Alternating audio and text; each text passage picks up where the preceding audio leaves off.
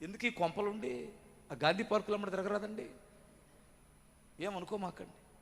భర్త వచ్చిందాక అర్ధరాత్రి అయినా భార్య ఎదురు చూసేది కదా. భర్త వచ్చేంత వరకు అర్ధరాత్రి అయినా ఆయన వచ్చిందాక అన్నదనుకోండి, ఎన్ని కుటుంబాలు ఇప్పటికీ ఉన్నాయి. ఎప్పుడెప్పుడో కాదు, అది పాతకాలం నాటి మాట కాదు, కొత్త కాలం మాటే.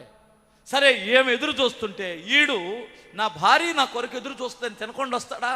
వీడు దున్నపోతు తిన్నాడు. తిని ఏంటి ఇంకా తినలేదా? మనం తినొచ్చాం బయట. ఒక్కసారి చూసింది, 2 సార్లు చూసింది. వీడికి నేను గుర్తు రానప్పుడు వాడు నాకు గుర్తొచ్చేది. చెల్లుకు చెల్లు.